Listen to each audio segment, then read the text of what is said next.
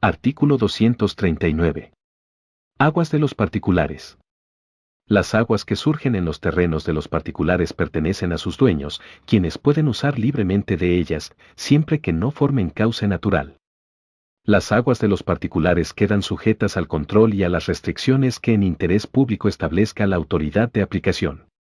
Nadie puede usar de aguas privadas en perjuicio de terceros ni en mayor medida de su derecho. Pertenecen al dominio público si constituyen cursos de agua por cauces naturales. Los particulares no deben alterar esos cursos de agua. El uso por cualquier título de aguas públicas u obras construidas para utilidad o comodidad común no les hace perder el carácter de bienes públicos del Estado, inalienables e imprescriptibles. El hecho de correr los cursos de agua por los terrenos inferiores no da a los dueños de estos derecho alguno. 1. Introducción. El artículo 239 regula las aguas subterráneas que surgen en terrenos de los particulares. La norma se corresponde con el artículo 2637 del Código Civil, texto introducido por la Ley 17.711. De la comparación entre ambas normas, se observa en el artículo 239 una mayor impronta socioambiental en la utilización de las aguas subterráneas por parte del propietario, razón por la cual constituye un importante aporte al llamado derecho ambiental de aguas. Este último se define, de acuerdo a autores como Pigretti, Bellorio Clavotti Cavalli, como el conjunto de normas imperativas de un ordenamiento social que, conforme a la justicia, regulan la relación de las personas con el agua, considerada está en las diversas maneras en que se manifiesta en el ciclo hidrológico e integrada al medio ambiente. 2. Interpretación del artículo 239.2.1. Vertientes, manantiales y aguas subterráneas. Allende define a las aguas subterráneas como aquellas aguas que se encuentran debajo de la tierra, al tiempo que remarca que la importancia del agua subterránea resulta de su inmensa cantidad. Asimismo, señala que el lugar donde el agua subterránea sale a la superficie, aflora, brota, toma el nombre de fuente, manantial y también vertiente. Cuando el agua surge naturalmente se habla de fuentes, manantiales y vertientes, en cambio cuando surge artificialmente, es decir por la actividad del hombre, recibe el nombre de pozos o pozos artesianos, si bien la mayor parte de la doctrina asimila los manantiales a las vertientes, Espota y Cano, por su parte, las han distinguido. En el pensamiento de los nombrados, la vertiente, a diferencia del manantial, no es agua subterránea, sino agua que baja de las montañas o sierras. Espota afirma que el origen de dichas aguas se debe a la acumulación de nieve cuya fusión produce el líquido que alimenta a la corriente, o bien, por un conjunto de pequeños cursos de agua pertenecientes a una reducida cuenca u olla hidrográfica formada con aguas pluviales. Allende, no obstante, observa que el agua que baja de las montañas suele tener origen en un manantial a cuya agua luego se agregan otras. Marienov, por su parte, sostuvo que, si bien todo manantial procede de agua subterránea, desde el punto de vista legal una cosa es la vertiente o manantial y otra cosa es agua subterránea. Así, el profesor explica que la caracterización legal de la vertiente o manantial comienza desde el momento en que el agua que lo constituye aflora a la superficie. Antes de que esto ocurra, legalmente solo se tratará de aguas subterráneas. El agua de vertiente es agua superficial o exterior y no subterránea. Desde el punto de vista jurídico hay, pues, una disociación entre vertiente y agua subterránea, de manera que la propiedad de una persona sobre determinada vertiente no obsta a la propiedad que un tercero tenga sobre el agua subterránea de que en realidad se alimenta el manantial. 2.1.1.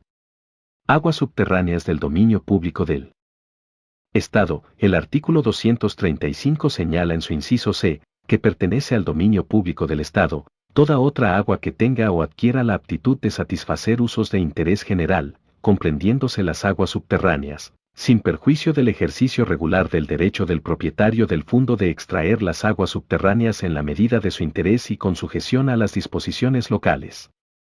Las aguas subterráneas son del dominio público en la medida que satisfacen usos de interés general. Como lo ha notado Allende, el agua subterránea está incluida dentro del término genérico de toda otra agua que tenga o adquiera la aptitud de satisfacer usos de interés general, pero con esta singularidad, el agua subterránea, iuris et iure, se presume que tiene esta cualidad. Es decir, cualquier agua subterránea por expresa disposición de la ley tiene la aptitud de satisfacer usos de interés general, pero, a su vez, el artículo 235, inciso C, señala que las aguas subterráneas son del dominio público, sin perjuicio del ejercicio regular del derecho del propietario del fondo de extraer las aguas subterráneas en la medida de su interés y con sujeción a las disposiciones locales. Como señalara Borda, aunque esta clase de aguas pertenezcan al Estado, ello no importa privar al propietario de la superficie del derecho de utilizar las aguas subterráneas y de extraerlas en una forma no abusiva ni perjudicial para su vecino. Mientras el ejercicio de ese derecho se haga sin perjuicio de la comunidad, la administración pública no intervendrá en él, pero cuando pudiese derivar un daño, intervendrá reglamentando la extracción, de manera de compatibilizar el interés del propietario con el de sus vecinos y el de la comunidad. Pero, cuando el propietario tiene derecho a extraer las aguas subterráneas de su fondo, la salvedad introducida por el artículo 235, inciso C abarca dos supuestos que se encuentran contenidos en el artículo 239, a saber, a. Cuando el agua subterránea surja de terrenos de los particulares, sin formar un cauce natural. En este caso, las aguas pertenecen a sus dueños. No obstante, deben ejercer de forma regular su derecho a la extracción de tales aguas, tal como lo dispone el artículo 235, inciso C. ¿En qué consiste el ejercicio regular?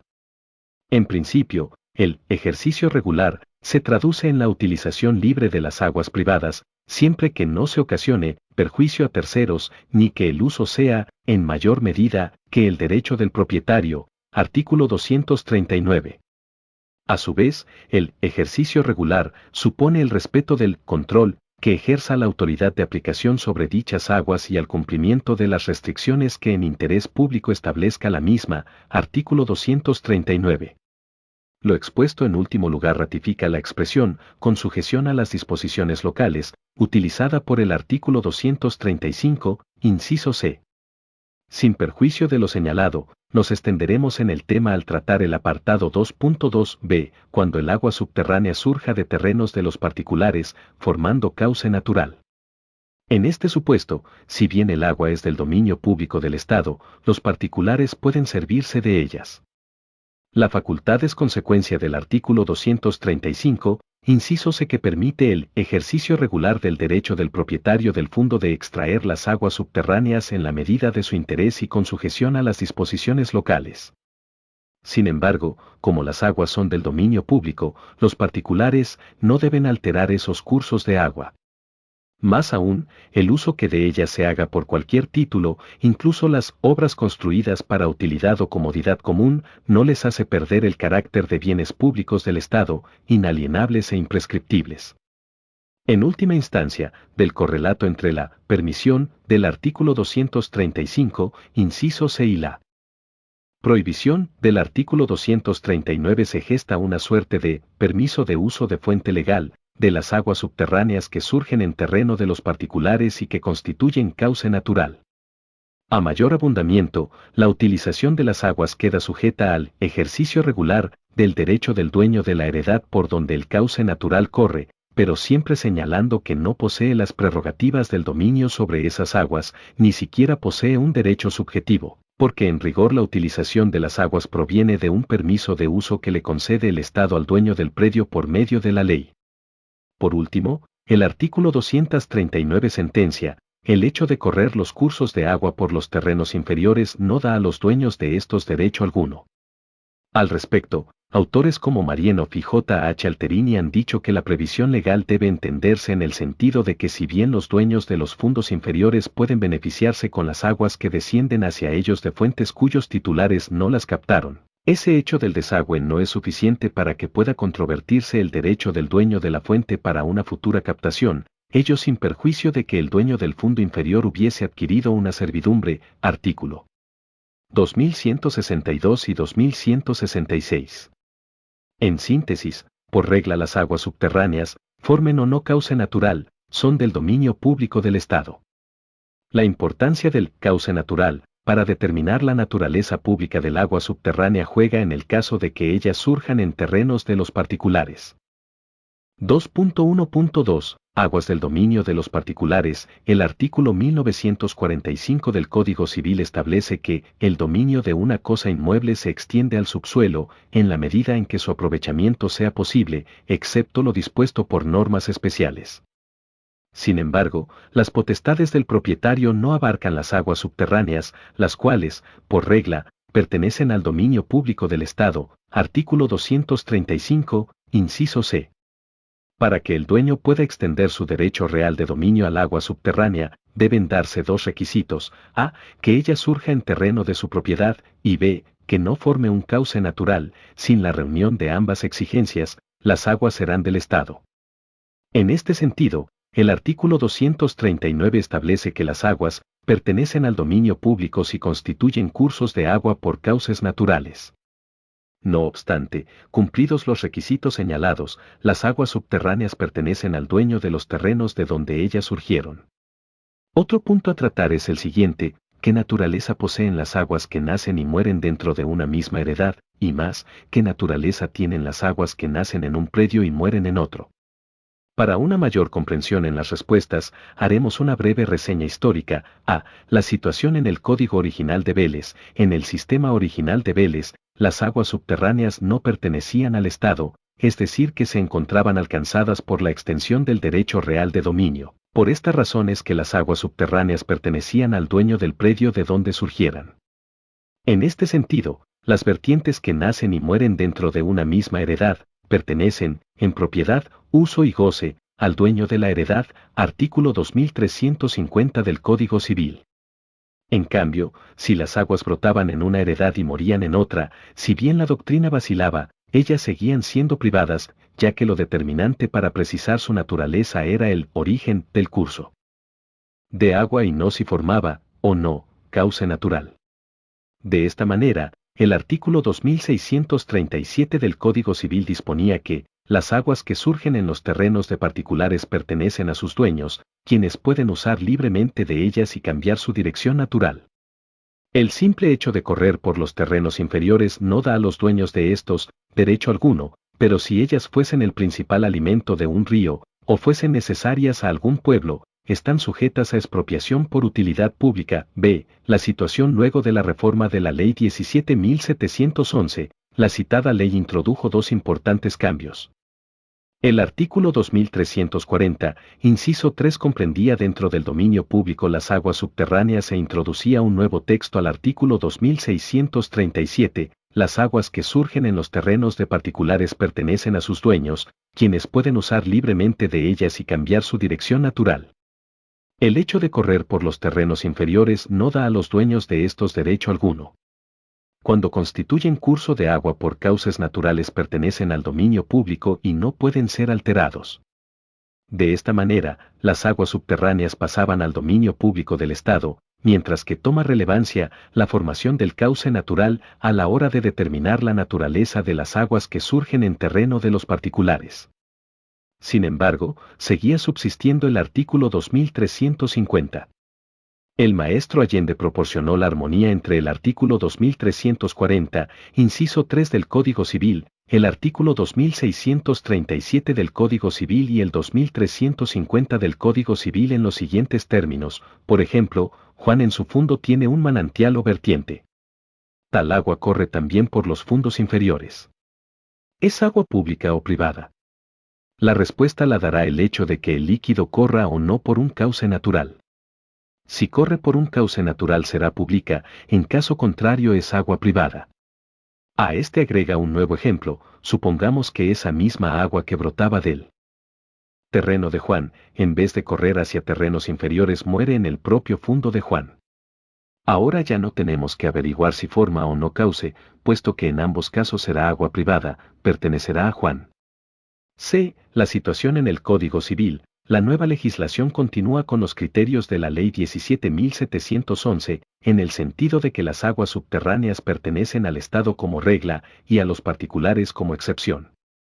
A su vez, sigue otorgándole relevancia a la formación del cauce natural para determinar la naturaleza de las aguas que surgen en terreno de los particulares.